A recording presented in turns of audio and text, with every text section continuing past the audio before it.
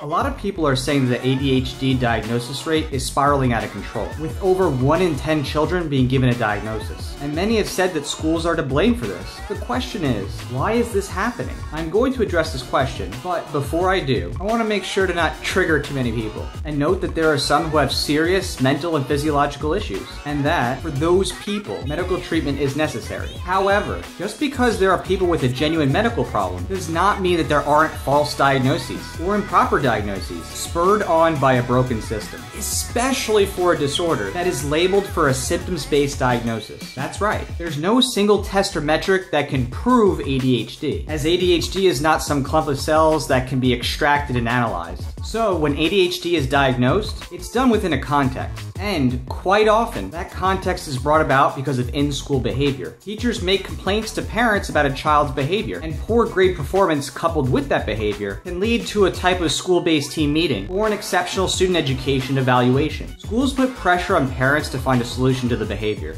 and will often tell parents to get their kids checked out by a professional. The issue that arises here is that schools place children into special services based on assessment tests that are not medical diagnoses, but rather suggest to parents that they should go ahead and get their child evaluated, as if they have a problem requiring medication. When medical professionals investigate the situation, they often rely on teacher input as part of the process. Often this documentation comes in the form of what's called the Vanderbilt assessment, which is a teacher's subjective interpretation of the child's behavior and the child's ability or inability to exercise self-control, according to what self-control should be by school standards. School ESC teams and medical professionals often ignore or leave off other variables, such as the diet of the child, because an investigation into the food at home is not required in order for the child to be diagnosed. The physiology of the child, because a child isn't required to be at a healthy weight before being diagnosed and placed on medication. The parenting environment at home, because whether a parent allows a child to have unfettered access to a cell phone before they go to sleep isn't a part of the diagnosis. And, most importantly, the nature of school itself, because the school teams and the doctors are not questioning whether school is itself healthy or unhealthy for a child. Being sedentary and having your actions controlled, with limited PE and no recess during puberty, when these diagnoses are often made, can be furthering the symptoms of ADHD. The reason why the nature of school is left off the table is the inherently pro-authoritarian stance of mental health diagnosis instruments, and the unquestioned presupposition that the school environment is healthy and normal for a child as compared to not being in school.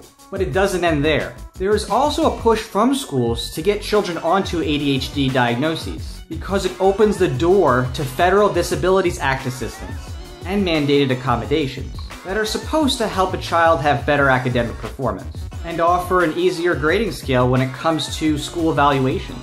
Professor of Psychology Stephen Hinshaw and Professor of Health Economics Richard Scheffler have mentioned this trend in their book, The ADHD Explosion. Richard Scheffler states that the current educational incentives can, and I quote, actually encourage ADHD diagnoses because treatment may boost achievement test scores and, in some cases, diagnosed youth are excluded from a school district's average test score. So in summary, ADHD is a real issue, but the idea that ADHD diagnoses aren't being increased by school policy is dangerous, and a serious investigation needs to be made whenever someone claims that a child has ADHD. As Dr. Peter Gray, author of Freedom to Learn, has noted in Psychology Today, what does it mean to have ADHD? Basically, it means failure to adapt to the conditions of standard schooling.